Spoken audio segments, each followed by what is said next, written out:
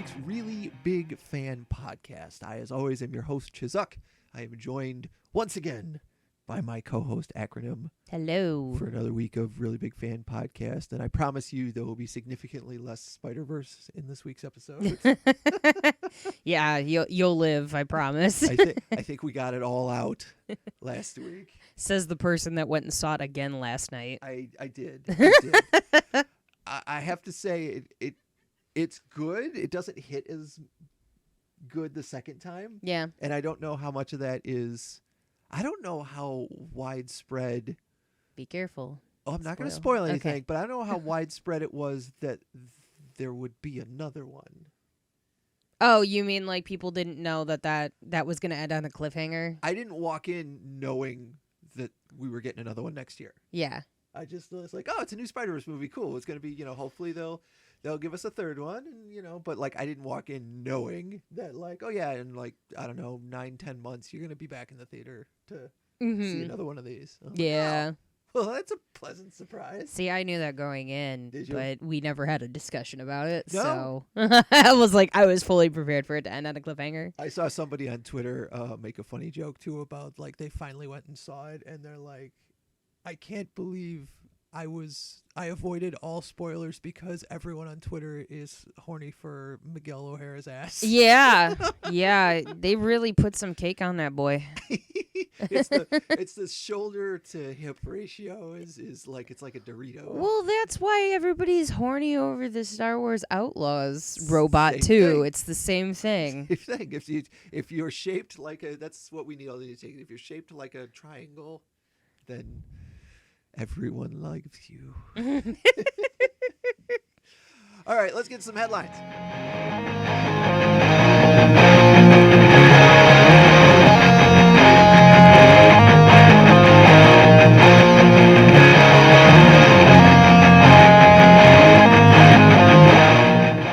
You mentioned the Star Wars droid. That is from a new open world Star Wars game that's coming out. Oh, I thought it was a show. I didn't even look into it. Yeah, starting last week around I want to say like Thursday was the Summer Games Fest. Yeah. Where they were showing off a whole bunch of cool, video games that were coming out. And that was one of them. That one hit during the Xbox portion of the presentation. Gotcha. Along with a whole bunch of other games that are coming out. But some real highlights in there were Spider-Man 2 is going to be on the PS5 in October, which means I have till October to figure out how to scare up a PS5. They showed the last trailer for Final Fantasy 16, also a PlayStation 5 game. And the demo dropped earlier this week. And apparently if you play the demo, whatever progress you make there, it's like the first hour or so of the game transfers over, so you don't have to play it again. That's good. Yeah, which is fun. They also showed off a trailer for Final Fantasy VII Rebirth, which is the second part of the Final Fantasy VII remake series. They said it's going to be on 2 discs, which is... Why?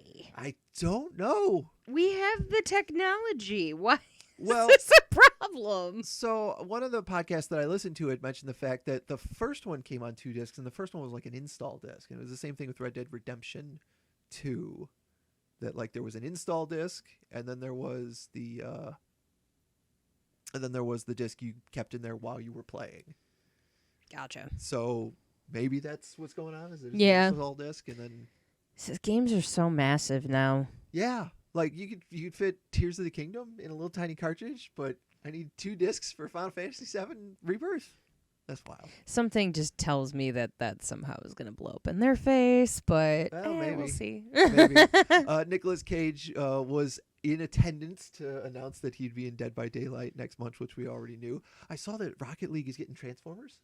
Oh, which that is kind of fun. I'll be looking forward to that. I mean, I'm already playing Fortnite, so I can get Optimus Prime. Right. I was going to say that, like, you're probably already on that mind frame and going, oh, great, now I'm going to be starting to play Rocket League again. I played Rocket League before, and I had a good time. Yeah. Like, it's you just haven't played a lot. It's very exciting. Yeah.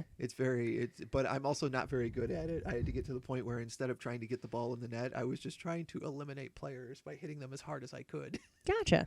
So you take the way that I play Pokemon Unite, as that. Like, I'm just gonna fight everybody and try to Kinda. score versus. Yeah, except I'm not even trying to score at that point. Yeah, I'm you're like, just going if I at can it. hit you with my car as hard as possible, I can knock you out for 1 full second and make you reset. So, and then there's one less player on the field. I'm what was it? Darren McCarty. Oh, from the Detroit yeah. Red Wings. Yeah, I'm that'll just do it. The enforcer. I'm just trying to knock people off the thing. And the other thing that was part of the Xbox showcase is that we're getting a Persona 5 tactics game, which is kind of like Final Fantasy Tactics, where you like kind of move your characters around like chess pieces. Yeah. And they're completely remaking Persona 3, which was on the PlayStation 2, and then they remade it once on the PSP to like because the PSP or it was the Vita couldn't handle the all of Persona 3 from the PlayStation 2, so they kind of remade it from the ground up for that. But this is more like the PlayStation 2 version, but with prettier graphics and more anime and new stuff. So I saw somebody make a tweet that was like, it was that formula of, I swear it's good, bro, talking about Persona. yeah, It was like, after the first 20 hours, it gets great, bro. And I'm just like, I mean, that's sort of fair, right? Yeah. You're trying to world build it out first. It lures you in with the music and the anime. And then, next thing you know, you've spent like 40 hours playing this game about summoning demons and right. high school kids trying to stop the end of the world. And trying to date everybody. And trying to date everybody. That's the weird part for me. So I came across this. Peppa Pig is apparently getting her own podcast. That bitch. Maybe she learned how to whistle. I don't really know. But I only bring this up because A, I know people have children, but B, who would you want to have a podcast in a cartoon? Who has children? I mean, some people do. have children. I mean, not us. Where do you think we live? People have children. Who would I want to have a podcast? Yeah. I mean, and you can't say Optimus Prime because that's just ASMR. In fact, there's radio channels when you get in the cars on Fortnite, Mm-hmm. and there's a certain channel that's like a weird transmission, and it's just Optimus, like calling together the people of Fortnite to it's part of the Transformers thing that's going on right now. Oh, so when geez. I get in a car, I'll just put it on that and listen to Optimus's thing on a loop until I get out of the car. Daffy Duck. Oh, God. Daffy Duck podcast would be amazing. Why do I feel like he would say something that would get him canceled? Daffy Duck, Donald Duck, co-host podcast. Oh, good Lord. You remember them fighting in Roger Rabbit? Oh, yeah. hell yeah. Yeah, so that's just what it would be like. Yeah, it would be what's that? It would be Crossfire over on Fox News. But with Daffy Duck and Donald Duck, they're just screaming at each other. And you can't understand one of them. I guess I'm gonna cheat on this because at first I said cartoon, but like I want Troy and Abed to have a podcast. Troy and Abed In the morning, and that would be what it would be called. Yep. Honestly, if not that once again I'm gonna make calls to people that are not listening to this podcast, but Donald Glover. If Donald Glover Danny Pudi. and Danny Pudi or Dan Harmon can hear this, in order to promote the 6 seasons in a movie, you should have a limited run Troy and Abed in the morning podcast. Give us 6 episodes or more of Yeah. Troy and Abed in the morning. Come on, the that would be podcast. amazing. They don't even have to be long. They could just be like one like extended bit that they do for like 10 minutes and then be done. Yep. But that would be amazing. That would be really good. Bugs Bunny would have a great podcast too. 'Cause Bugs Bunny is just essentially cartoon Groucho Marx. So it would be Groucho Marx, I don't in this know, day I and feel age, like- interviewing people. I feel like I would rather watch a Twitch stream of Bugs Bunny because part of his charm is his mischief, That's true. his physical acting mischief. Yeah. So it's kind of like you wouldn't have a podcast of Wile E. Coyote Or because Wacko like from the- seeing it. No, Wacko, Yakko, and Dot would have the most chaotic podcast to It'd be ever exist. Hilarious to listen to. No fingerprints. I don't think so. On a sad note, I just saw the news on Twitter last night that John Romita Sr., the comic book artist, had passed away. I had it in front of me, but my laptop is not cooperating. It doesn't have enough battery. So I'm just doing this from memory. But John Romita Sr. did a whole bunch of Spider-Man after Steve Ditko left. He worked on multiple Marvel titles. He was kind of a cornerstone of Marvel Comics in the 60s and 70s, even going into the 80s. And now his son, John Romita Jr., has been working there since the 80s as well. So it's very, very. Our hearts go out to the friends and family of John Romita Sr. I was looking to see if I could find it. Oh, if you could find it while I was stalling for time. Yeah, but my computer was not. It's angry because I'm trying to actually Trying to do stream internet and do stream. things. That's why I did it that way and Sure. screwed it up. Yeah, no, it's all good. So I was gonna talk about this. We've got Paul McCartney says he used AI to produce a final Beatles song. This is gonna make people uncomfortable. I have a feeling, but he was inspired by Peter Jackson's 2021 documentary Get Back. Right. So then they got a little bit of John Lennon's voice out of like a tape, a really messed up tape, and he was kind of like, "Huh.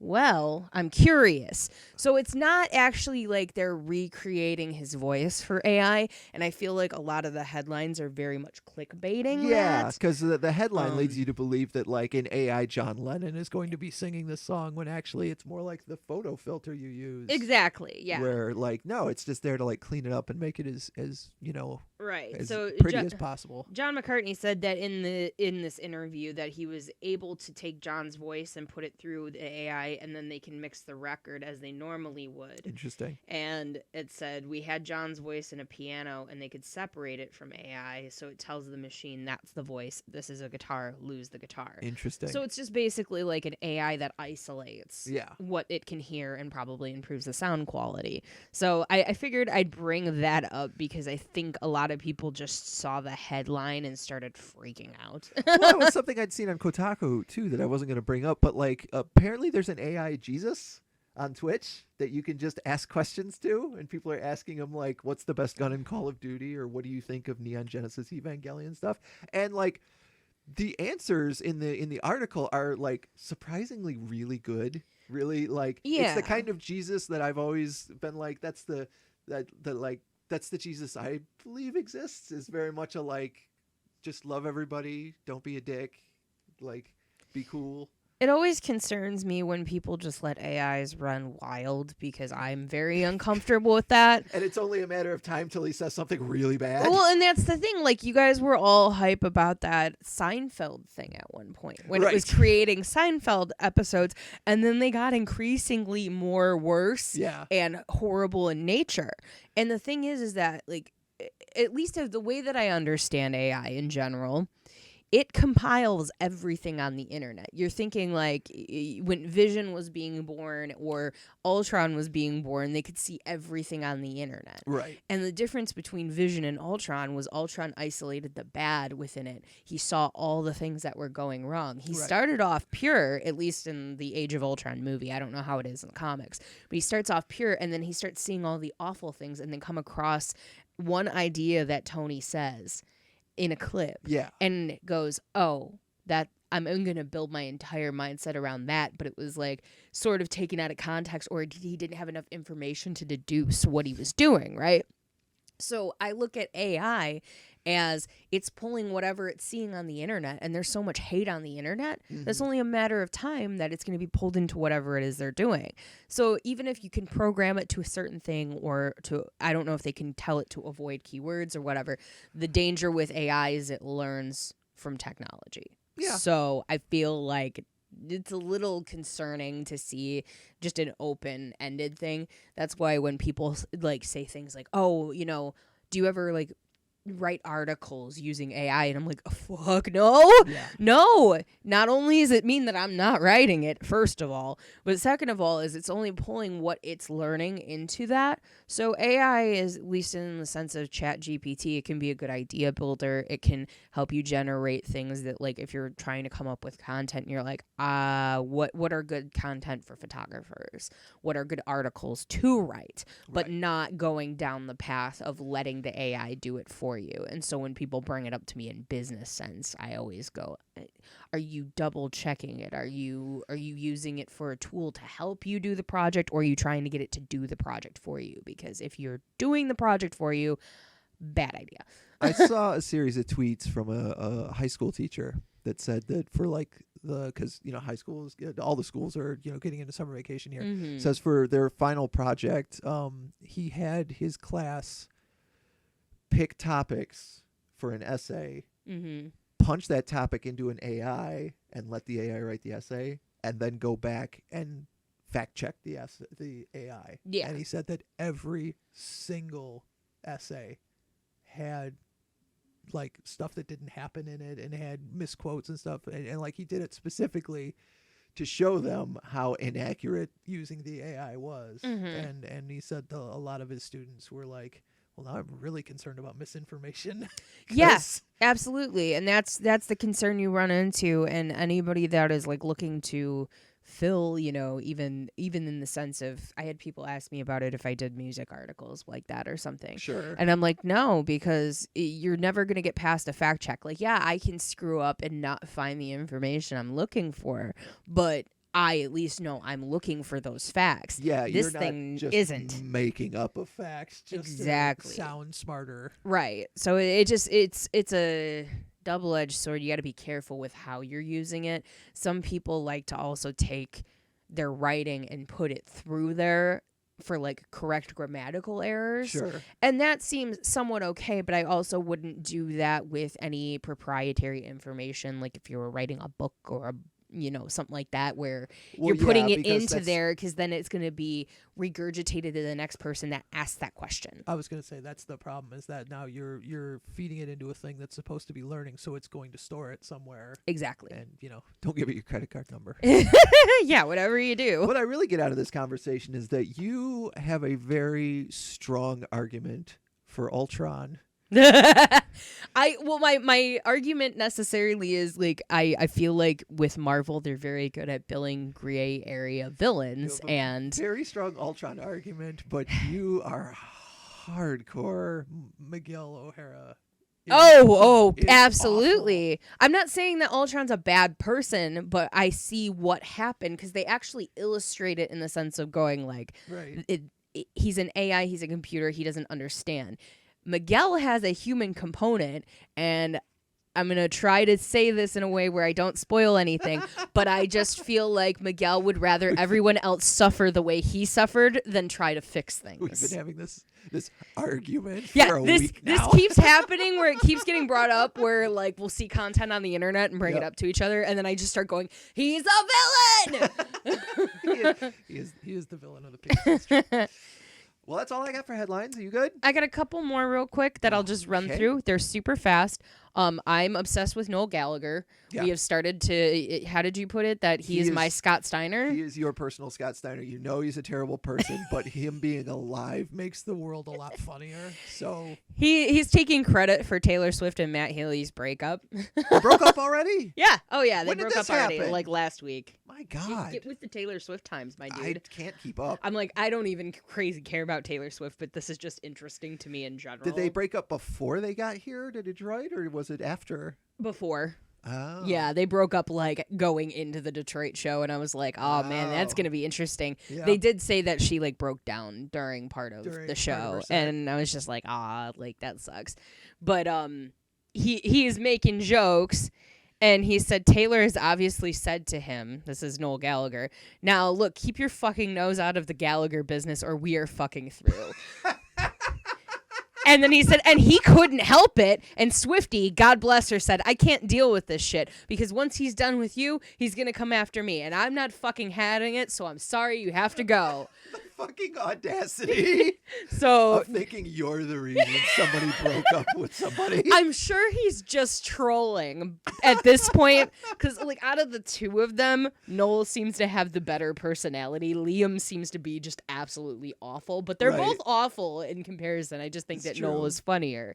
But yeah, so he's taking credit for that. That's amazing. And this segues into the other Taylor Swift adjacent story where I almost considered this making my serotonin boost because it made me so happy. I'm pretty sure that Flava Flav lives in Detroit because he keeps coming to things. Okay. And he's popping up in every single thing at this point. Like, I know he showed up when I shot Art Speeds and Eats last year. He just got on stage with Flo Rida and started jumping around with his clock and all that stuff. All right. Well, he had his own personal little VIP corner, it looks like, at the Taylor Swift show at Ford Field. Oh, wow. And there is apparently a song, and this is where you lose me a little bit, between like Taylor Swift's origin story all the way up to Reputation. Okay. I know all that shit. Anything beyond that, I don't know anymore because that's when I stopped writing about her. But right in that area, I guess there was a lyric in one of her songs that says something about friendship bracelets. Okay. And so all these little girls are making friendship bracelets to trade with other Swifties at the shows.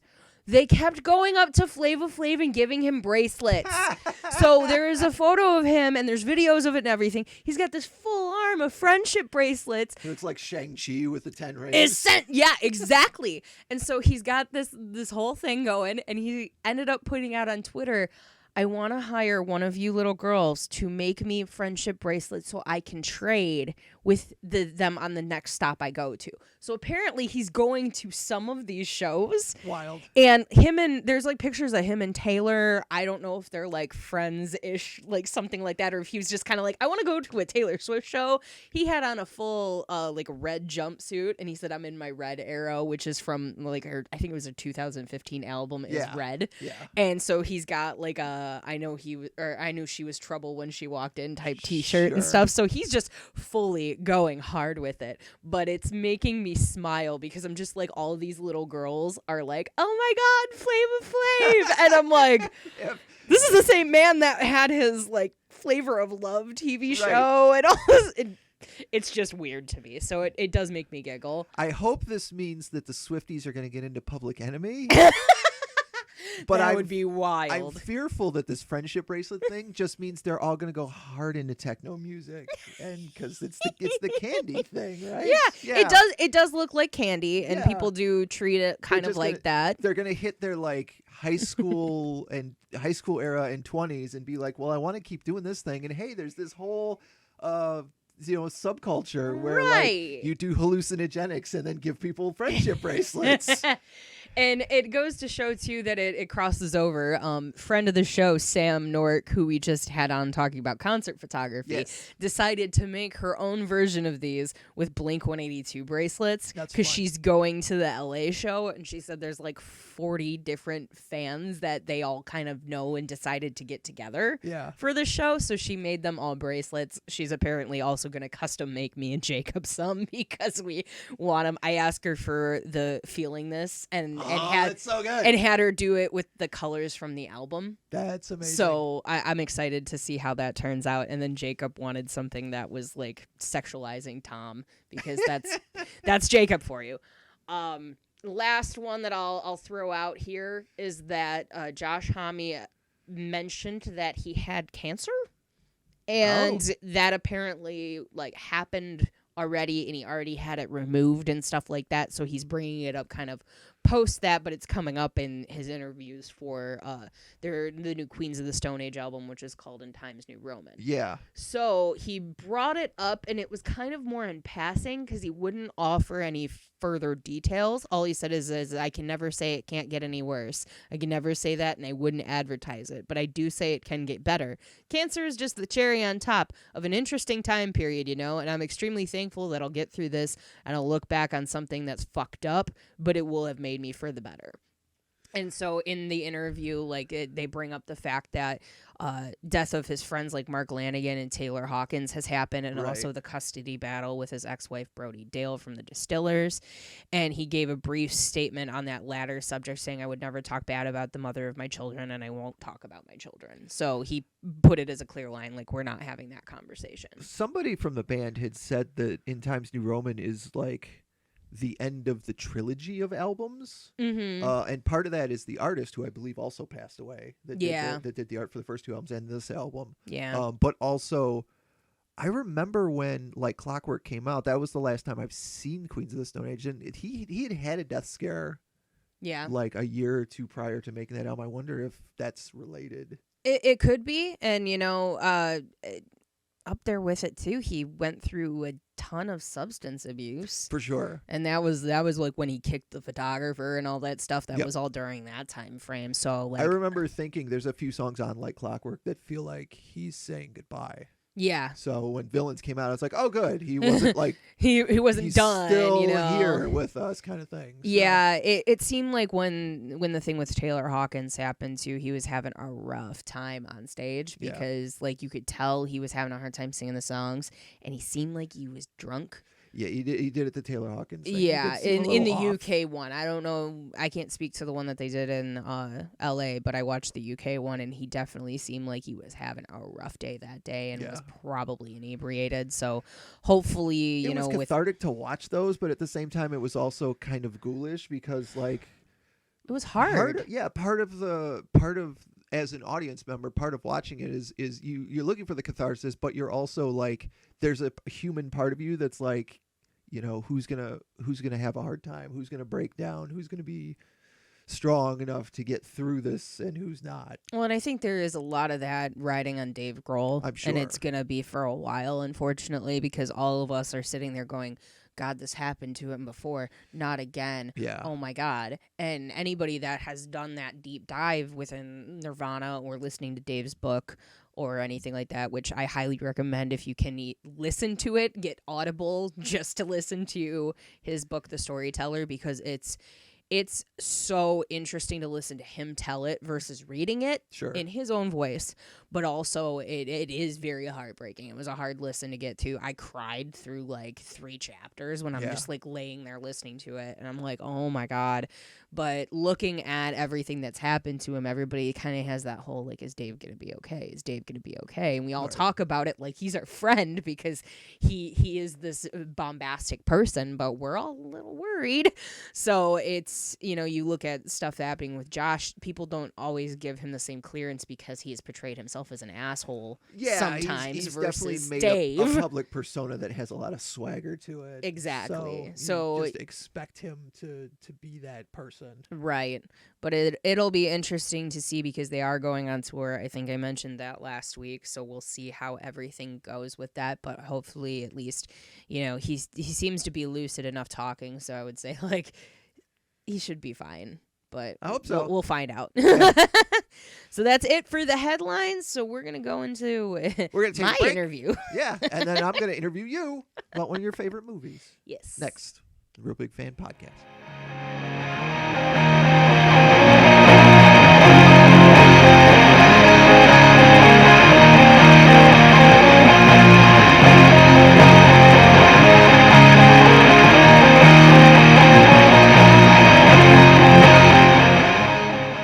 Welcome back to the Really Big Fan Podcast. And this week we decided to kind of go back to basics. Our first couple episodes, we talked to each other about some of our favorite things that we were really big fans of.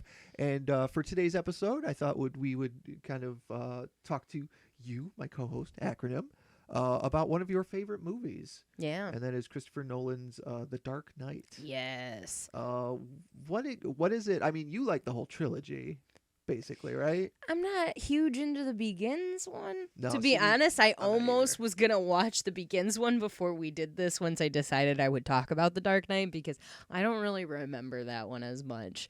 And for me, when I saw The Dark Knight, that one was the entry point to like, oh, I love comic book movies. Really? Because when you go back to, I don't remember when Iron Man came out. So, because that's the other cornerstone for me. It's Iron Man and Dark Knight. I think it's years before Dark Knight, but I can look it up. Yeah, I would look it up because I don't know exactly when Iron Man came out, but like whichever one came first was the first one, and then the one back behind. Iron Man was 2008. I think Batman was 2003 or 2004. Dark Knight was also 2008. Oh wow, I thought it was both of those were okay. in 2008. So that's officially the year that you went, comic book movies. Exactly. So that was a good entry point on both ends, I feel like. And everybody was so like, oh God, is Heath Ledger going to be able to pull this off? He's like a rom-com dude. Right. And then he just blew everyone the fuck away, but also... kind of including himself. Yeah, unfortunately, I wasn't going to make that joke. And then you went there. No, I'll step on that landmine. I'm good. But, yeah, it was interesting to see that acting come from him, the way that it's colored, the way that it's shot, everything. And that's probably the photographer in me there, looking at the color composition and how those tell certain moods. And that movie, too, like a more plain eye is going to be like, for the most part, it's all blues. but there's certain hints of the way that there's the contrast. They use a lot of shadow to kind of bring in the character and the world that it's in. Sure. And I find it really interesting. It's hard to think about it in that sense when you're only thinking about the way that the movie starts, because that's in broad daylight and everything else. But it's always weird when it's daytime in any Batman story. right, exactly. It starts in daytime, and it's like super weird in that sense. I think we all expect that he goes to bed as soon as the sun comes up, and then just gets up around noon and does his businessman stuff. It seems like he sleeps as much as you do. Like, he just doesn't just get not a any lot. sleep. Down for 2 hours, up for 20. Exactly. That's kind of how he operates. But to see that, and then, like, not to continue just speaking in general of me, but, like, watching the special features of it, I learned so much more about the way that they filmed it. That was one of the first, like, IMAX big features. Right. And that's really hard to film on an IMAX camera. Those things are huge. I heard, it's hard. The one actor was talking about how loud it was. Yeah, and so you're having to yell over it Yes. because you're trying to put that in. That was why that scene in the bank with the actor. That was the guy. Yeah. He goes, You and your friends are dead. Yeah, you have any idea who you're stealing from? You and your friends are dead. And he delivered that line because the IMAX camera was so loud that he had to make it count, and it made it so over the top that it was amazing, and it will forever be one of my favorite moments of that movie. That guy steals the scene, in my opinion. He had 2 lines, and he made sure we would remember them forever. It's like, I'll say that while I'm playing friggin' first-person shooters or something. I'll be like, you and your friends are dead. I just like yelling it. Yeah. It's hilarious. But they actually had to do that whole scene. Also had to be built because that wasn't in just it was like in a bank, of course, Right. but like They couldn't just drive a bus into a bank. Exactly. So they had to build like a wall around a specific part of it in order to make it look like the interface to pull the bus through, which a lot of people don't realize. Most of that movie's done with practical effects, if not like 98% of it, which means they did all of it non-graphic. I mean, there's definitely stuff like there later on in the movie when he jumps off the building and has like the wingsuit and stuff like that. Maybe that stuff is a little bit more. Little. But they did say that he was actually standing on the building. Yeah. And it's actually Christian Bale. He wanted to do it. Lord. So he was the one that was standing up on the buildings and everything else. But even the explosion with the Joker, that's pretty much all practical too. Yeah, and that's always been the story, is that it was supposed to go off and didn't, and that's why he reacts in time. Like, he stops and kind of shrugs his shoulders and looks back, and then it goes off. Like, that was improv, and they were like, well, we're never going to get that again. Exactly, right? It was timed perfectly, it was done perfectly, and that was very much to Heath's whole thing about being so in character that, like, he didn't turn that off when he was on set, and, like, it kind of drove him mad, but on the sense of, like, for the movie's sake, it really turned out well, and they talked about it specifically on how he was doing those scenes, and every time that he would like walk through or do something, he would do it exactly the same way every single time, on a dime, like perfect. Interesting. And he didn't react to the explosion really, like that whole like jumbled.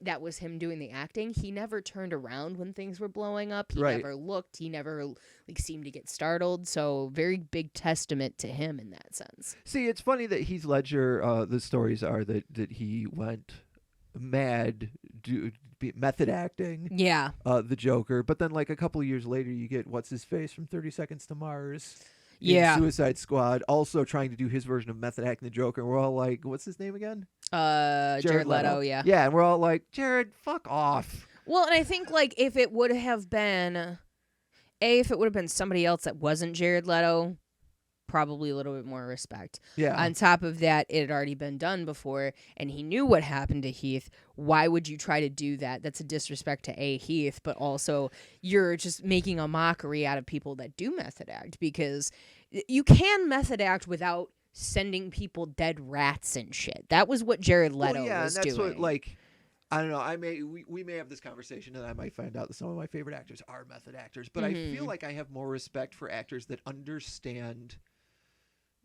the mechanical nature of acting and know that like once they yell cut, I don't have to be that person anymore and can go back and forth. Whereas like with method actors, it's like, why do I need to deal with Jim Carrey being an asshole for, 6 months while we're shooting Man on the Moon just because he's trying to be Andy Kaufman? Right. No, stop it. Yeah. Let's go get dinner and be people when we're not on the clock.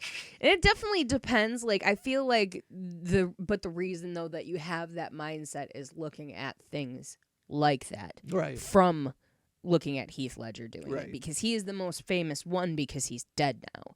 And that's it. It's blate to say that, but, like, that is the truth. Right. So when you look at other people that do that, I would consider, to a degree, Gary Oldman is probably a method actor. I was going to say degree. Gary Oldman is probably the one I'm going to find out. Like, method acts, all that stuff. I don't think I love his stuff, but also, like, I don't really think he turns it. I think he turns it on and off, but I think, like, to a degree, if he's probably in full costume and stuff like that. Right.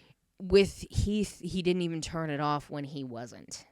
Like, he kind of was just living this weird life for a little bit, and there was drug abuse I there. think of, like, from a horror movie perspective, too, like, especially when there's children involved in a movie or something, like, the actors or actresses will be in, like, full makeup, doing a scene, a very scary scene, and then when they're done, they'll, like, tell the kids jokes or, like, try and be very personable, even though they look very scary, to desensitize the kids to, like, what we're doing is acting. Yeah, I'm You're pretty not sure actually in danger. I'm pretty sure that's what Skarsgård did for It. Right. Or was like he was messing around with, like, Finn Wolfhard and all them, the woman that was just in Evil Dead Rise. Like, she has tons of video and photos on her phone or on her Twitter of, like, how much fun they had doing it to make sure. But at the same time, you do have a young child there, so, like, we have to make sure, yes, we're making this scary thing, but also we don't want them to not feel safe. Right. I think that Johnny Depp might have done some method acting for Pirates of the Caribbean. By method acting, do you mean just got drunk for a year? I mean, maybe. I don't know. It's hard. I love Pirates of the Caribbean. For those of you on stream, you can see my tattoo. Yeah. But it's become difficult to be a Johnny Depp fan over time. It could be worse. You could be an Ezra Miller fan. Ah, yeah, that too. Yikes. So, and that kind of also leans to probably an interesting point to get back on the topic of Dark Knight, is that, like, I am very detached with every other Batman.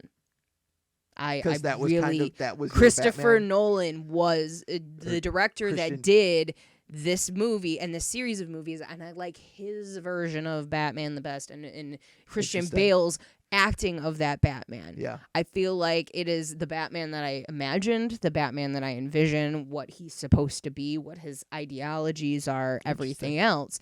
And when you put me in front of another Batman, I have a hard time digesting it. Yeah. Which is why, like, when we saw, like, Batman vs Superman, Dawn of Justice, I'm like, I was really hard on Batflick, and I was very open about how much I did not feel comfortable with Batflick happening. Right. And then I see it, and I'm like, it's not bad. He's not bad. He's not bad. He's not a bad Batman. But I will point out the fact that in Batman's quote-unquote ideology, he doesn't intentionally kill people. Sure. And that's kind of part of, like, his core as a character.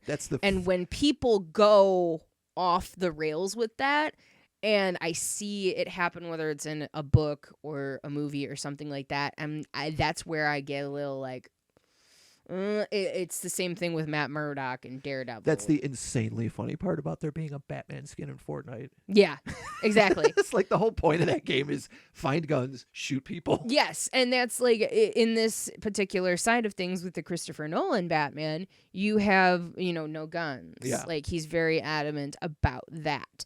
And so when I see other portrayals, there's a scene, and I forget which movie it is in, with Ben Affleck as Batman. He just goes berserk and starts destroying everybody in this room. Right. And he hits one guy, and his head just cracks against the wall. Blood's coming down the wall, and, like, that guy's dead. Well, you have part of that you have Zack Snyder to thank for. Right. The other part of that is you have Frank Miller to thank for, because they were taking, a lot of inspiration from his Dark Knight Returns story. Right. Which is an older Batman that is, he's he's not as limber. His war is still going on. He's an old man, and he's just like, I need this to be over before I die. Right, exactly. So I guess I'm gonna have to compromise some of this stuff and get a little more savage. Yeah, and so like I look at that and I go, well, like, okay, fine, like it's not a deal breaker, but it's just like I know that's. I have that problem with media. I don't know if we have talked about before. We're not entirely sure if I'm on the spectrum, and I think that's part of where that may come from too. Where I'm like, when I look at a character and I look at how they behave and stuff, I very much get attached to what their ideologies are, and that's probably why I like Daredevil so much. Is there's so many parallels between Daredevil and Batman. There are. Only difference is that Matt Murdock is not rich. He's just a lawyer. But when you see those ideologies, I find it way more interesting, and there's so many multifacets to a character versus we know how much I have a detachment with Superman.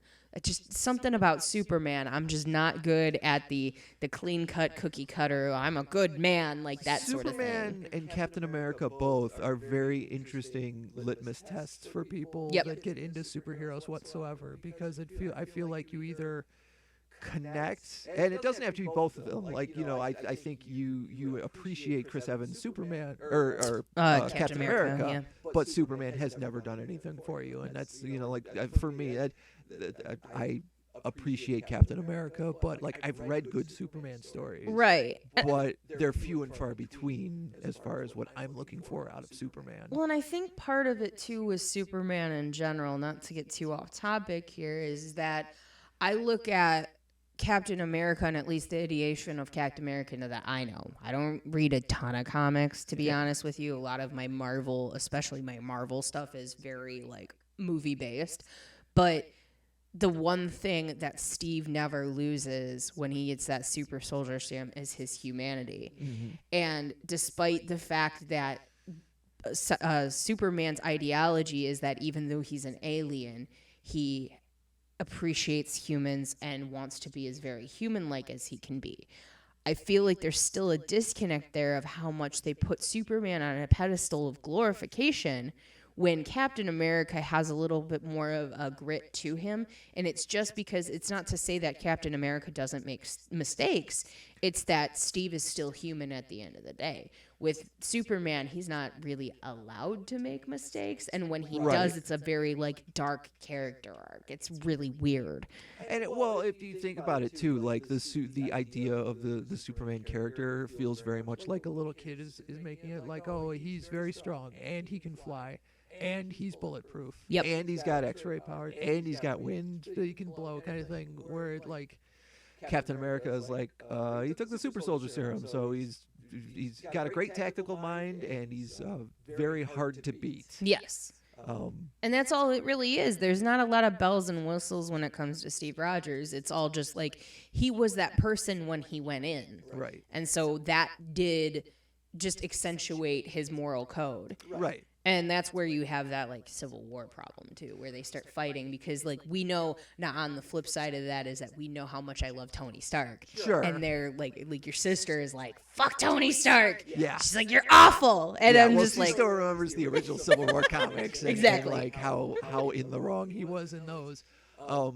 This is probably the last thing I want to say about Superman is, at least in this conversation, is that once again I've read really good Superman stories, and those stories usually harp on the fact that Superman is the ultimate good guy, right? And have him interacting with somebody that is so far below what his station would be, but treating them as an equal and being an inspiration that like usually that's my Superman. Right. Not some like dark turn version of Superman. No, Superman is the guy that, yes, he stops a bridge from falling down or keeps a building up or stops a fire or something like that, but also stops a girl from jumping off of a building because she wants to kill herself, right? And not by just catching her, by with some kind words, kind of thing. Like, that's a Superman I like to see. Yeah, so like with the movies, to segue back to where we were, it was like looking at those versions and seeing where I thought the character should have been versus where it was.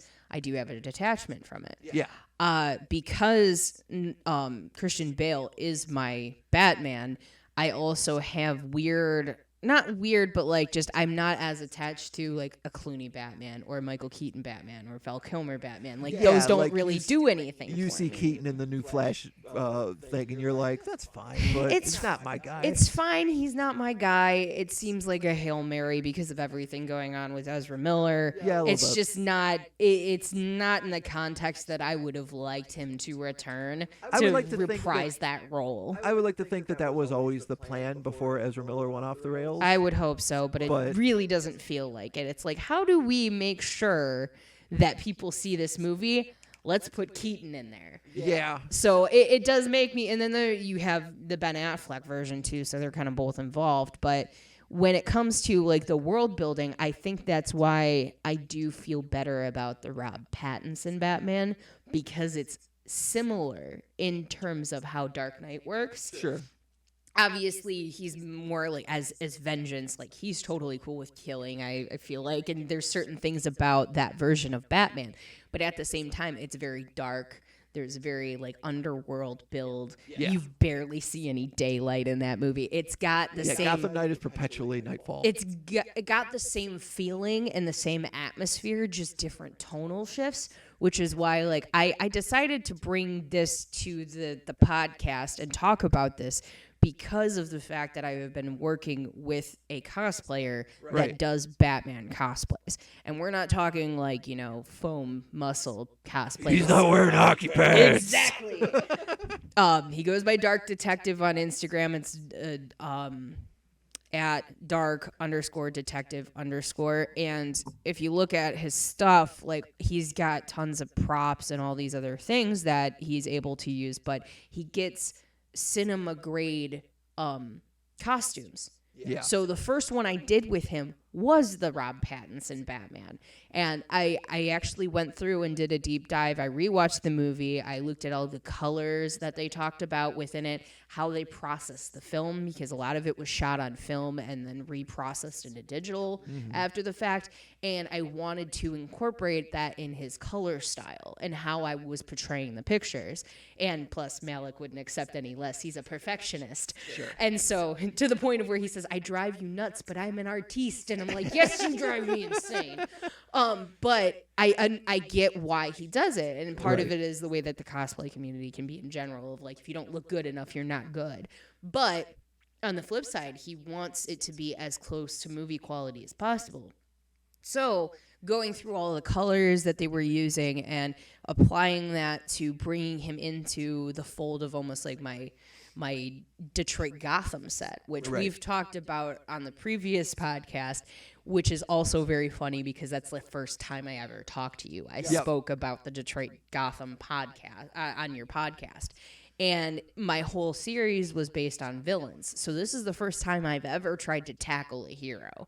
Granted, he's an anti-hero, so I can still kind of play with the dark tones of that. Right. But looking at all that from that side and thinking about, like, well, what can we talk about? We have Christopher Nolan, who's now got Oppenheimer, and he's bringing into the fold another character that he's using, or not character, but another actor. I believe I pronounce it as Cillian Murphy. I don't know if that's correct, but he had played the Scarecrow. He was in Inception, and he had like a pivotal role, and they've always tried to put him as a lead role in the movies, and like he can't seem to get the lead role. So this is the first time he's getting a lead role in a Nolan film.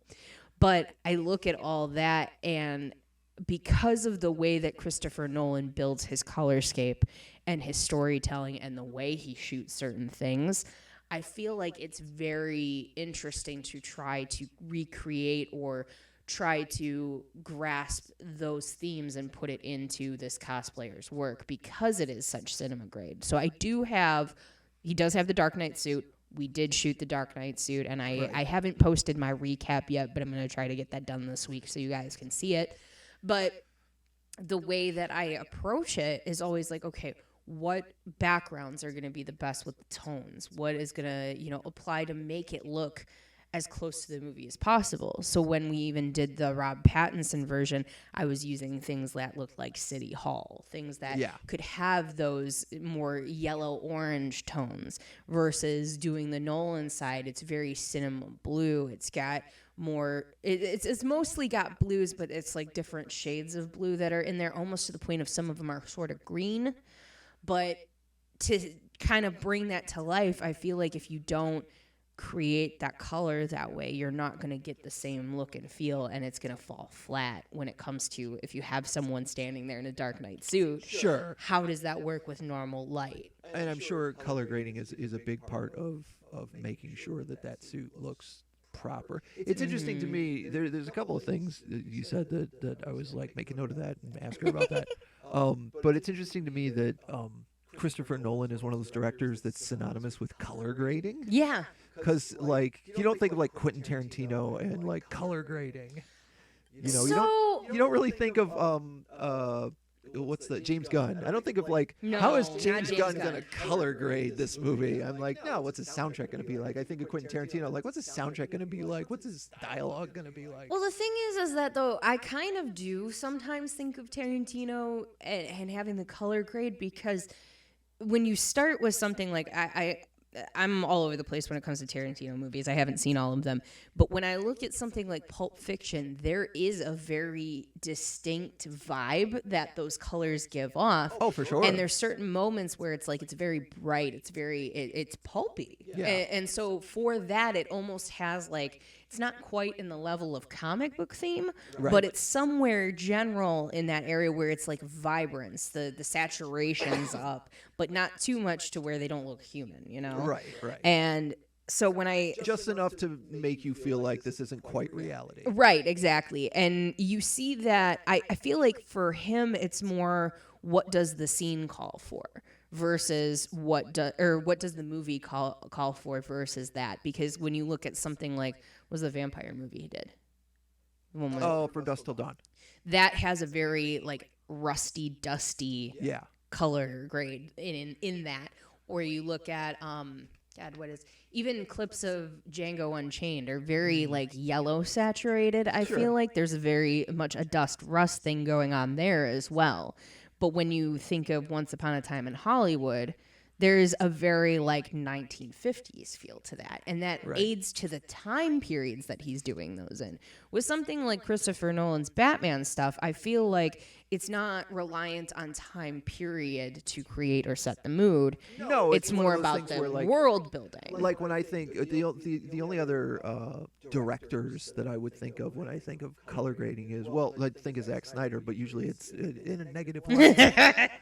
Everything with Zack Snyder is a negative light. Right, but I think of the Wachowskis in The Matrix. Like the color grading of The Matrix is very important. Absolutely, like you have to have kind of like the greens, but that adds to the tech side of it. There's greens and then there's blues. Like I feel like sometimes when Neo's in the real world, he's more blue. I don't really remember. I feel like when he's in the office, there's they use a lot of browns when he's in the real world. That's what it is. Okay, browns and grays, but then like it's very bland. Right, but then once you get into the Matrix, there's a lot of greens in there, and there's a lot of like brighter colors. Yeah, and so I know that's kind of nerdy. That might be a little too nerdy for the audience here, but at the same time, I think that it really does lend itself to how the Christopher Nolan films are put together. And with Oppenheimer coming out, that looks a lot more on that color scale of like rust, dust, yellowish, and that's also a time period thing. Yes. Another one that we did not mention when it comes to color grading, Wes Anderson. Holy shit, Wes Anderson. Everything, like, to the point of like it became a social media joke that everybody was creating reels and TikToks in the same vein as what a Wes Anderson story would look like. Right. And their color grading is really important to him too. Yeah. And so when you look at a Wes Anderson film, you definitely know it's a Wes Anderson film based on how it's portrayed, not even just by like the storyline, but by the color composition. So was The Dark Knight the first Christopher Nolan movie you'd seen? Yeah. And did that kind of put you on a path of like, I want to see everything this guy makes? Pretty much. I haven't gone backwards. I've only gone forwards. Yeah. So unfortunately, I keep falling asleep during Tenet. So I don't know what that's about. But every time we try to watch it, we fall asleep. Well, so there's that. It's a new Blade Runner. But with Inception, Inception, I am obsessed with that movie, and I feel like that has elements in it as well. And there's like actually even a cinematography shot that like he does from behind people, where it's like almost like a zoom out, and when you see it happening, it's like that first sequence of the Joker where he's got the mask standing next to him and he's waiting for the car to pick him up.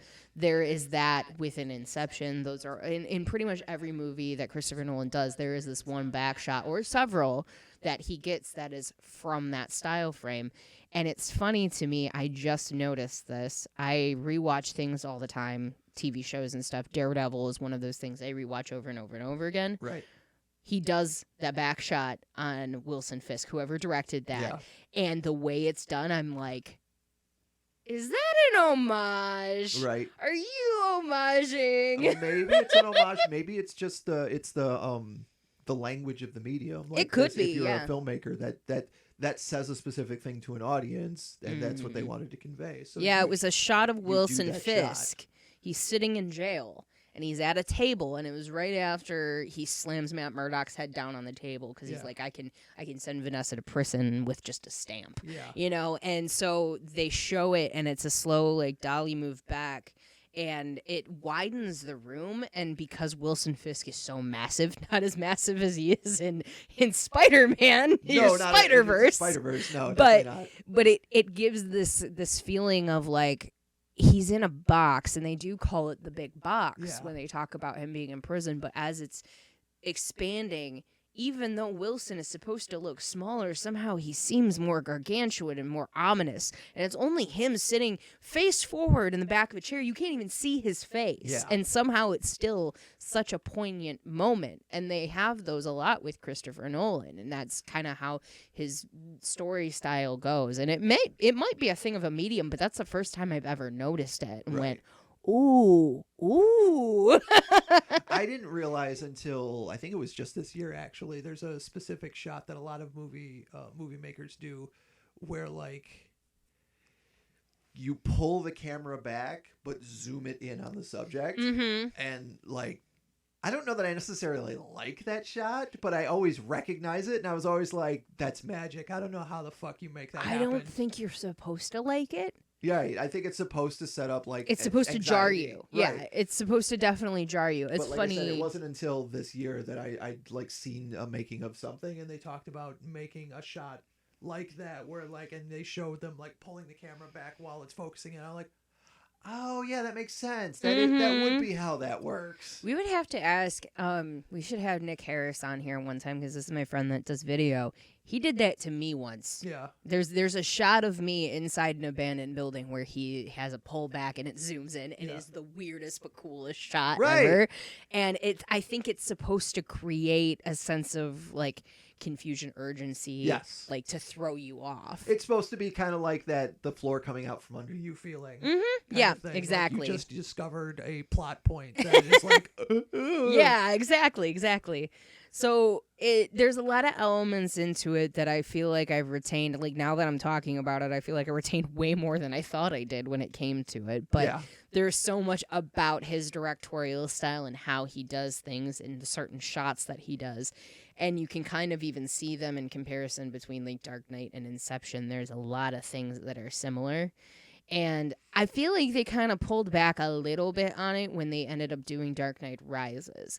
The movie is really solid. I love that movie as well. It's never going to top Dark Knight for me, but like it's a close second that it's very good. That's what I'd said after I'd seen it in the theater. The third one is that like the second one is the only one that can stand on its own. Yes, exactly. If you lived in a universe where only one of those movies came out, the second one is the only one that makes sense. Like, the other two absolutely need the other movies to work. Yeah, and that's interesting too in a time frame where we're always kind of connecting everything, because when I have my fight about like I don't like Marvel if it's not connecting to everything, and my frustration with when things don't, I'm kind of like, why does this matter? No one's talking about the giant in the ocean from Eternals. No one's talking Don't you about think we should be concerned?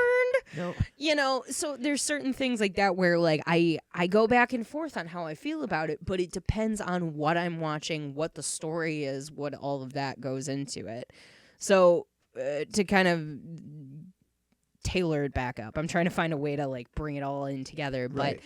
but with everything that I saw in The Dark Knight, this story is amazing. The actors are amazing. There's not a critique. I don't have any frustration with anything that I saw. And usually, like, and maybe it's because I watched it before I became so critical about everything. That always has and a lot that to do that with probably does have something to do with it. But for me, it's like that's my comfort movie. That's my I don't feel good. I need to watch it movie. I need inspiration. I need to watch that movie. And rewatching it so many times, I feel like it's one of those things where I can quote and know like the back of my hand, but I never get tired watching it. I don't get sick of it.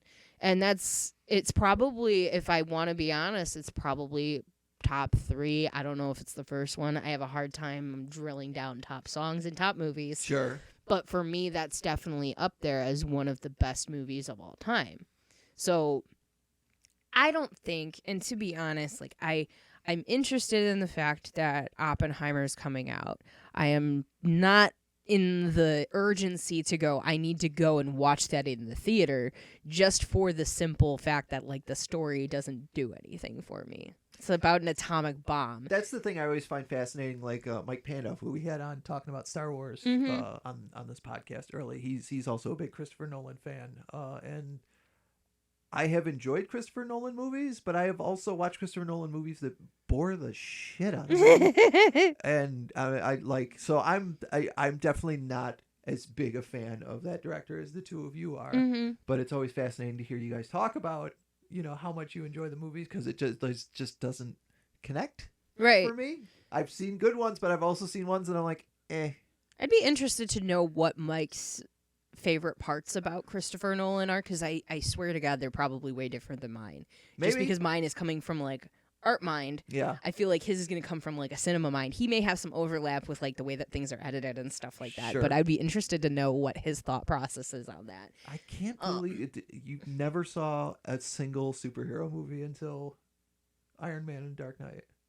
Yeah, well, also keep in mind I'm way younger than you. Oh, I know, but like they, look, the superhero movie industrial machine is Well, still that's fairly recent. Like in the last to me, 10 to that's 15 where it years. kicked off, though. That's It what I kicked mean. off It with really Iron Man to me. Kind of started with that year. Now that we see that both of those movies came out in that year. Yeah. But that they were still making them. They just weren't as good. Well, and that's what I think it is too, is that like it wasn't as critically acclaimed, or it wasn't like I wasn't into comic books necessarily at that point in time. Right. I watched the animated Batman series with with the very amazing banger of an intro. Oh my God, that thing is a banger.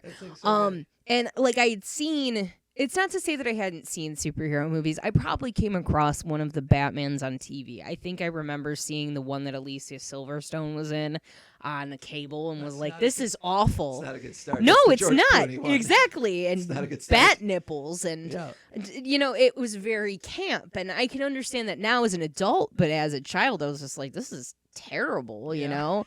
And I think after I watched Dark Knight and got really into this version, I did go back and kind of check out the other ones when they were presented to me. Right. And Jack Nicholson is a very entertaining Joker. Oh yeah. You have Tommy Lee Jones as Two-Face, very entertaining. But when it comes down to like the sinister nature of Two-Face and the Joker, it was not there. It's not there. No. So I don't know. It's interesting to me, but that's where I land with it. The idea at that point was to make you love to hate them, kind of thing. So like make them make you laugh despite yourself.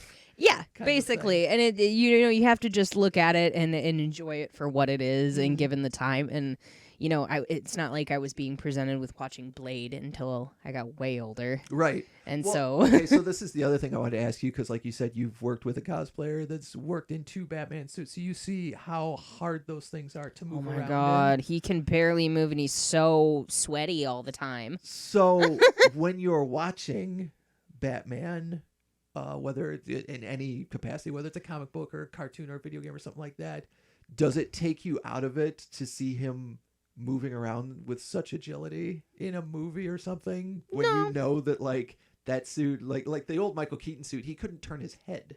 Yeah. And then I'm looking at the trailer for Flash, and I'm like, that is all cartoon.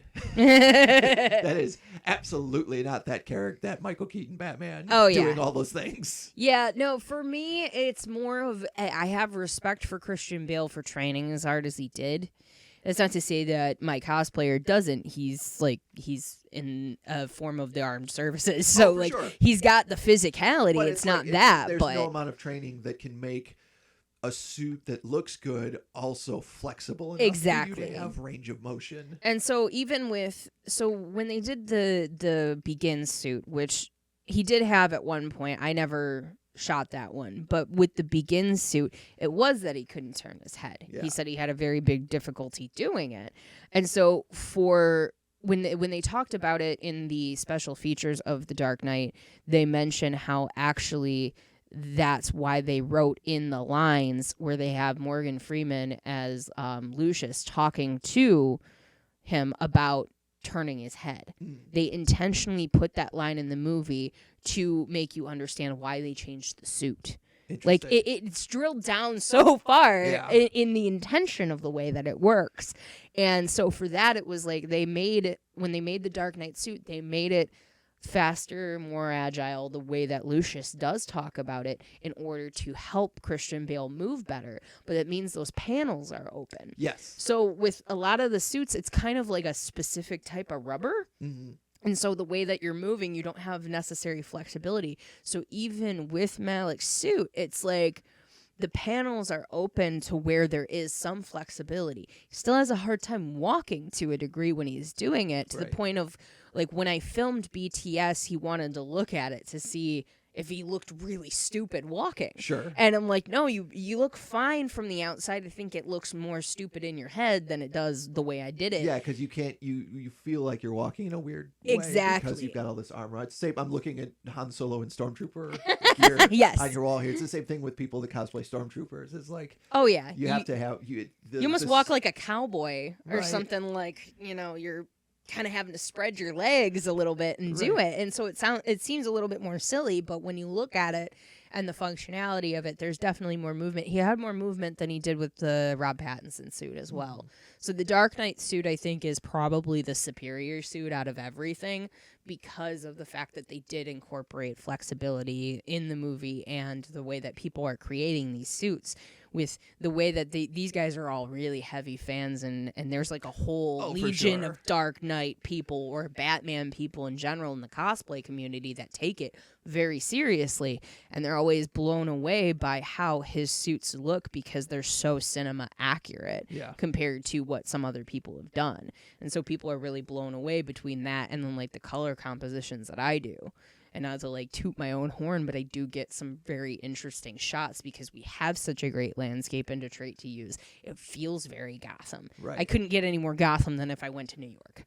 So, there's ways of making that work, and like that's why you have to, people sometimes shit on cosplayers or whatever for paying out all this money to create this stuff or whatever, but when you do it right and you have the right team that you're doing it with the people that are making his cowl, to the people that make the suit, to the way that I shoot it, like all of that goes into play when you're doing something like that. So it's not just like, oh, we're dressing up and having fun here. Like, it's definitely an art form. I could never afford to be a cosplayer, but it's very, I respect everyone that does it. In the amount of cosplaying I've done, the amount of money I've had to spend to look even like half good. Yes. I'm just like, this is too expensive a hobby for me. Exactly. So I definitely think, though, that the suit does play into how well it looks overall.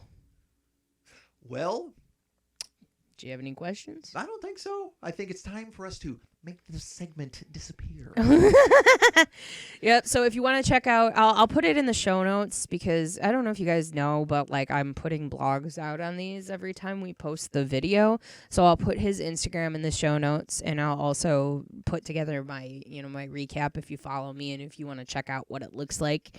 But definitely, if you've never seen The Dark Knight, which if you live under a rock, holy shit. But if you've never seen The Dark Knight, I highly recommend it. You do not have to watch Batman Begins to do it, that will only ruin your time. I don't think it. I mean, there's not really anything that honestly cursory knowledge of Batman, maybe. No, Begins actually lends itself more to Dark Knight Rises because of the Ra's al Ghul thing. Yeah. So there's connects there, but Dark Knight does stand on its own. So if you've never seen it, watch it. If somebody has a DVD that you can watch with special features and you're a nerd like me, watch it, because it's very, very interesting to see how they pulled that off and with little to no special effects. A giant woman. That is Chuck's. That's ringtone. my phone. That's my ringtone. All right. Well, we'll be back with more of the Really Big Fan podcast. We're coming back, and I'll tell you how I got these scars.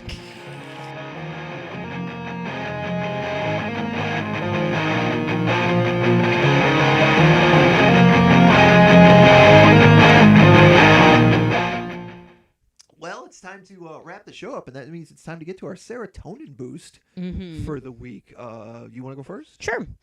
I have been getting a lot of concert requests lately, and I've been really jazzed about that. I think it's because I messed around with my Instagrams and made them all separate, so now all my stuff is very niche down. Nice. But on my acronyms.jpg Instagram account, you can see all the concerts I've been hitting up lately. But one that I didn't get approved of, that I very fiscally irresponsibly went to, was Paramore, and I still feel like that was the best decision, even though I'm so paying for it now, because Haley is church. Haley is That's a cool. god. We were talking about it, me and Sam, because we ended up photographing K-Flay and grandson this week at St. Andrews, the same night that Taylor Swift was in town. So we had to walk like 20 minutes from our parking space to get to the venue, but worth it. At least the weather was all right. Yeah, at least the weather was all right. It wasn't like yesterday where it was pouring outside. Right. But with that, it was kind of one of those things where I was talking to her and I was like, I don't know if I want to be with Haley or if I want to be Haley. This is how I know I'm queer.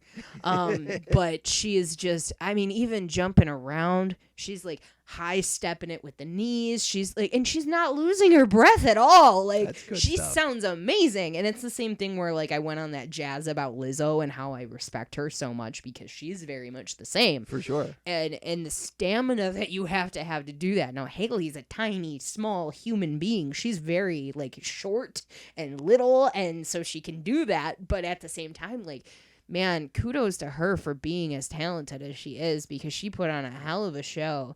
And she brought up a fan. I was going to say, who came up on stage to help her sing Misery Business? Funny enough, it was another photographer that, like, other people that I know. Oh, wow. He was in the crowd, and his name is Ray, and he was, I believe he, if not they, I apologize if it's they, but they were in the crowd, and Haley was making eye contact with them and going like, okay, and I have video of this. I went live when she was about to select it on the zine page, and I was like, oh, great, like, let's see who it's gonna be. And she's like, I've been locking eyes with the same person all night, knows all the words, everything, and just like great energy. Like, I want you. And that's fun. And so they were like way farther back into the crowd and got pulled in the stage.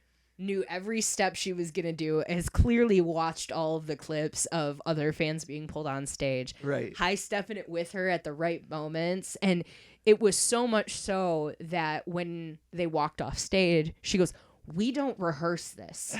we do not know who we're picking until the very moment. This is not rehearsed. And Ray sounded amazing on top of it. Excellent. Singing Misery Business. So she was jazzed. She was losing it. Like, That's she cool. was so hype about it. Then she also was she was in her feelings a little bit that day, but she was kind of talking about how, she remembers hearing Paramore on the radio for the first time here. Oh, cool. And so we deduced, like, Dave Kim was really the one that deduced that had to be 89X. There was no other station that would have been playing Paramore. It had to be 89X. And she also brought up the fact that the Shelter was always very good to them. And, like, I've been hitting the Shelter all week for shows. So Right. it's like, it was like Shelter and Fillmore. But for that in tune, like, you can tell she really cares about coming to Detroit and how important it is to her. And she was all glammed up and everything else. But she was very blown away by LCA and how huge it was. Sure. She kept just looking up and she's like, this is amazing. And like I have clips of her doing it where she's just like talking in the mic like, this is amazing, guys. This is huge. I'm so thankful we get to play a place like this. Like she was kind of like wild out a little bit with it, but what really hit her was they decided to play Only Exception, which is a song about her ex-husband. And she was like, we can play this together and think about all of our bad choices. And like kind of laughed about it or whatever. But she had seen earlier in the set that people were putting up their phones and turning on the lights. And she goes, can we do that light thing again? Can we put it all up and just go full 100 with it? Because she was so blown away at like what it looked like when everybody turned on their phones. She was just like, you could tell she felt like a little kid again. And I was just like, oh, I love you, Haley. Oh, you're so cute. It's so funny. You talked about this to me off mic as well. How was the rest of the band?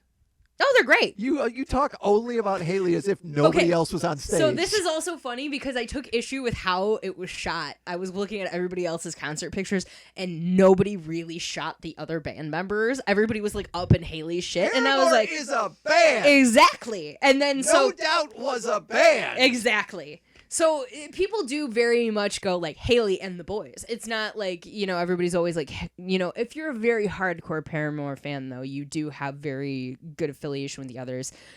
They used to be a 4-piece. Now they're technically a 3-piece with a touring band. Yeah. So I think that the people that were shooting the show don't know Paramore enough to know that that is not a touring band behind her. Right. So the drummer and her guitarist are part of the band as well. Taylor, I hope I'm getting this right, but she's dating the guitarist now. Okay. So, and then the drummer actually has his own band, and they switched instruments at one point, and he got to come up and sing one of his songs from his band, and Haley played guitar on it. Nice. So it was pretty cool to see that happen too, because I had no idea there was a band beyond that that he was working on. So it was very cool to see them all live, and they were really just amazing, and I get goosebumps talking about it. It was definitely worth me overdrafting my account to go. That's awesome. I'm super happy for you. I've been trying to think this whole time what to talk about for my serotonin boost because I don't have a thing that I'm like hyper focused on this week at all. You mean Fortnite? Or your you talked about Spider-Man last week, so right. So like, I guess Fortnite is probably the best place to go because they just started a new season. And the new season, the new Battle Pass has Optimus Prime at the end of it as a skin you can get. So I decided, okay, I'll spend money on a Battle Pass and play a bunch of Fortnite this month and maybe next month in hopes to get my Optimus Prime skin. I had convinced myself, not knowing how Fortnite works, that when the new Battle Pass was dropped, I was going to spend like $30 on Fortnite because I wanted to get the Spider-Man outfit. Right. And then I found that there was an emote that allowed you to play Master of Puppets from Metallica. And if other players came over and hit their emote button, they would pick up one of the other instruments. So you could have 4 players all being Metallica playing Master of Puppets. I'm like, this is awesome. I got to buy that. The day the Battle Pass comes out is the day they pull Spider-Man and the Master of Puppets emote from the shop. So it's kind of like when I play Pokemon Unite, and then like they have a specific skin for one of the characters, and then when the season pass renews, you lose that. You lose your capability to get to that. The plus side with Pokemon Unite, though, is like if you do get it, you can always use it. You have it forever. Yeah. With Fortnite, you don't, right? No, you do. Oh, okay. Like when the first Spider-Verse movie came out, Gwen was one of the costumes you could get. There were people running around as Gwen. Oh, okay. There's still people. I thought it turned off and they were just putting new ones out, once so I misunderstood that. Once you buy a skin for something, like you just have it forever, which is kind of cool. So that's part of why I want to get Optimus Prime. Yeah, I want to have Optimus Prime forever in Fortnite. Right. Also discovering that the matchmaking is different on the Switch than it is on like the PlayStation or the computer. So like if I play on the computer, I'm usually 98th place out of 100 people, whereas I've gotten a couple of Crown Royales on the Switch. Yeah. Like, I guess the matchmaking is not as good, people say. Well, you had that problem with Dead by Daylight, too, where being on the PlayStation is PlayStation very was different better. than playing on the computer. Yeah, it was better than being on the computer, so I will probably continue to just play it on the Switch. Also discovering that it gives me motion sickness. That's a little upsetting. Yeah, that's a bummer. I heard you asking King Mob what the frame rate is with that. Yeah, and I'll try to. It's kind of the way I got through the Spider-Man games on the PlayStation is I'll try and keep my play to like maybe an hour a day at most. Yeah. But I am excited to see Optimus Prime in Fortnite. I'm excited next month when they put Nicolas Cage in Dead by Daylight to try that again. Yeah. And get frustrated because I'm bad at it. You'll have to play with Christy. Yeah, exactly. She'll have to carry me. So yeah, I guess Fortnite. For now, I'm kind of enjoying Fortnite until I don't anymore. Well, lovely. Thank you, everybody who has listened in, whether you're listening live or not. And we appreciate you. Go ahead and check out all of our social media information at acronymiz.com/reallyBigFanPod. I'm going to be trying to cut up some clips in the next week or so of the first 10 episodes to kind of drop some stuff onto social because I've been a bit behind with all of that. When you do a lot of things, you run out of time easily. It's true. So I will try to get some of those out this coming week. And if there's anything that you feel like is a topic that you'd like to hear about, I'd like to throw it to the audience and see if there's something that they're interested in, and maybe we can see if we can find people that love those things and talk to them about it, because I feel like it would be good to have a little bit of audience input on that. I agree. So let us know, and by all means, if you can, please support us on Patreon. We don't have our tiers set up yet, so you can actually just throw $1, throw $2, throw $5, whatever you want to throw at us in order to help us support doing this and keeping the internet on. Yep. And, of course, follow us on Twitch, twitch.tv/ReallyBigFanPod. That's where not only you can see these episodes recorded live on Wednesday mornings, but you can watch me or Acronym or play some video games. Yeah. I've been playing a lot of Super Metroid lately. That's where you can check me out playing Fortnite, whether I'm doing bad or doing good. If I'm doing bad, then that video's not going up for video on demand. I think last Thursday, I had like an hour of Fortnite on the computer. And I was like, this sucks. I am not putting this on our channel. Yeah, see, that's why I don't stream so much, is because sometimes I just suck, and I don't want everybody to know I suck. Yeah, well, only if you don't publish it, then only the people who watch live have any it's true. any indication that you weren't bad. You were bad at a thing that night. We'll check you guys out next week for the Really Big Fan Pod.